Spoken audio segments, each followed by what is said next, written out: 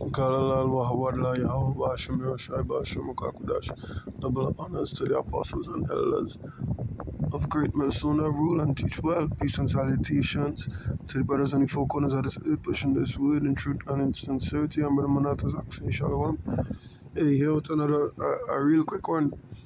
Just yesterday or the day before, brother posted some excerpts from Twitter concerning this matter here. I seen an article about it, you know. So I said I'll just, do a quick video on it. This ain't gonna be long at all. Alright, so we go run through the article so we get a more in-depth understanding of what really taking place because the excerpts had a lot of information. But we see what's going on here. It says terror tensions between India and Pakistan escalate following Kashmir attack. India and Pakistan have escalated following a deadly attack in the Indian administrated Kashmir region that left 26 people dead. The attack occurred on Tuesday afternoon in Baisaran Valley, known as Mini Switzerland. Interesting. The attack was one of the deadliest in recent memory for the restive region and is threatening to aggravate already icy bilateral ties. UN Secretary General Antonio Guterres has called on India and Pakistan to show maximum restraint, according to reports here, because the excerpts that the brother posted in the group chat, they were seen as, they're not playing each side, taking very serious measures, they're not taking the attack lightly, right? It says, RT reports the front, a military group believed to be linked to the Pakistan-based Lashkar-e-Taiba, has reportedly claimed responsibility, prompting New Delhi to accuse Islamabad of supporting cross-border terrorism. Pakistan has denied any role in the attack, instead accusing New Delhi of oppressing the region and its majority Muslim population. Relations between Islamabad and New Delhi have been tense for decades. The two neighbors have fought for wars, including one undeclared, and have had numerous border skirmishes. Since Tuesday's attack, the two nations have taken sweeping steps to further downgrade diplomatic and trade ties. Relations were already in a deep freeze from 2019 when Indian Prime Minister Narendra Modi's government abrogated Article 370 of the Constitution, which had granted a degree of autonomy to Jammu and Kashmir. India moved first this week, expelling Pakistani diplomats, closing its land border, and suspending the key Indus Waters Treaty on Wednesday, saying the move would remain in effect until Pakistan credibly and irrevocably abjures its support for cross-border terrorism. So they're saying what's going on. We have one man in the country. You understand? And we're closing the trade waters until all they show you that all you're not on terrorism, all you're not on that cross-border, all you have no beef with we basically. Islamabad issued a reciprocal response on Thursday, suspending key bilateral agreements and cross-border routes, closing its airspace to all Indian-owned or operated airlines, and declaring India's defense, naval, and air advisors in Islamabad persona non grata. I believe that means they're not allowed, but shit, we could see what persona non grata means, because in one of the excerpts from the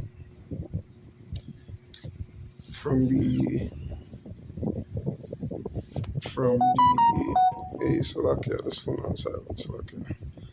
No. Persona non grata. Alright.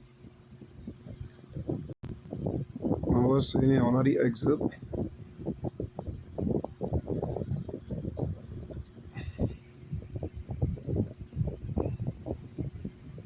Shit. It's okay, so it means unwelcome person, persona non grata. Alright, cool, right? There's a Latin phrase that translates to unwelcome person. It's used in diplomacy and international relations to refer to a foreign diplomat who is declared unacceptable by the host country and is required to be recalled to their home. Okay.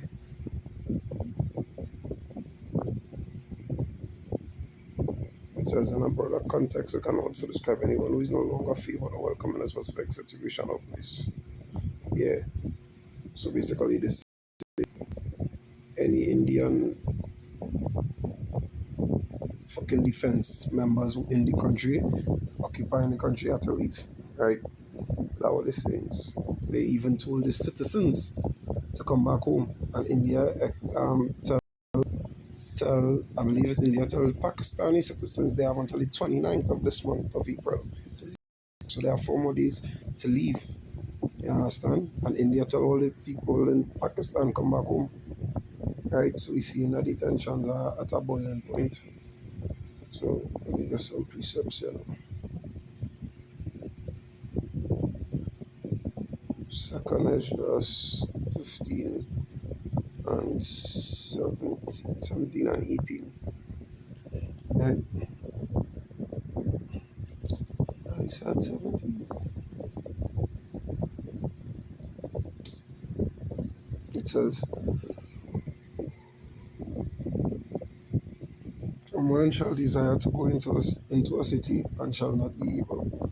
For because of their pride the cities shall be troubled, the houses shall be destroyed, and men shall be afraid. Now you don't understand that. These people in so the Pakistanis in India and the Indians in Pakistani, you understand, they go in there for work, for to establish businesses, commerce, whatever have you.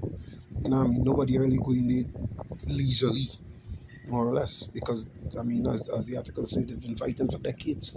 So what else can a man go for other than for living? So it's something that they have to do, not that they want to do. Right? It's necessary. It's a necessity that they go to acquire, wherever the case may be. You know what I mean? And as the scripture say, a man shall desire to go into a city and the people now do not be able due to what, to the war, or to the rumor of war, or the vibe, you know what I mean, the tensions, in other words, is what I mean to say. Right? And because the cities have pride, you understand? And they don't even have to be either one, it could be some other third party external force come and do that to incite that kind of, because they don't know the tensions high and they want to start something down there. I mean, we all know who profit off our war. We all know who profit off our war, but that's at the front. Another topic for another video. Right? You know who does profit out of wars on the planet, right? Who's making the most profits, I should say. So I mean, it's only obvious, right? And that said, these said people, you know what I mean, run a said country that is in 30 something said $1 trillion in debt, Let's connect the dots, Right? So yeah, so there is what it is. You know what I mean? It's a city shall be troubled, the houses shall be destroyed, and the men shall be afraid. Must be afraid. We talking about somebody on border, We're talking about a country where you had to fly a missile taking 20 minutes to reach. A missile reaching in 5. ICBM reaching in probably 3. Hypersonic missiles, wow, instantaneously, most likely. This kind of way. It'll take 20 minutes from ICBM to hit them. If it reaches that, you know what I mean? They fight the ships if they have any. Don't have to fly too far, you know? And this is what it is. This is the spirit of the world right now. Everybody up in arms, everybody in war, right? Everybody in war. Everybody hasty. Everybody's hasty right now. This is Mark 13. What's the bit? Mark 13 and verse 8.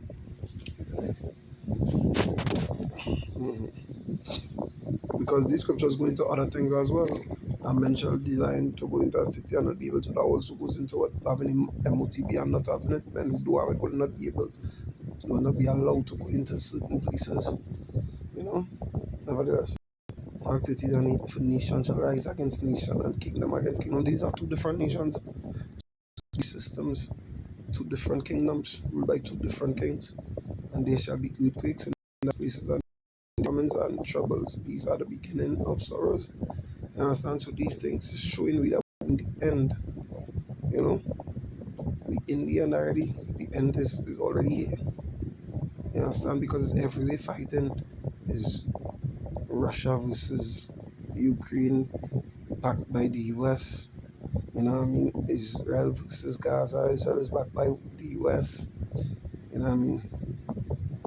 Pakistan, now is Pakistan eating up against India. You understand? I don't remember what happened with the Venezuela Guyana situation due to them finding oil and whatever. I don't think anything came out of that. But who knows? That might rise back up in time to come. Right? So that is it on the video basically. Just to bring out the information that hey, another place is at war. You understand? Wars are popping up more. Proxy wars and all these things. Right?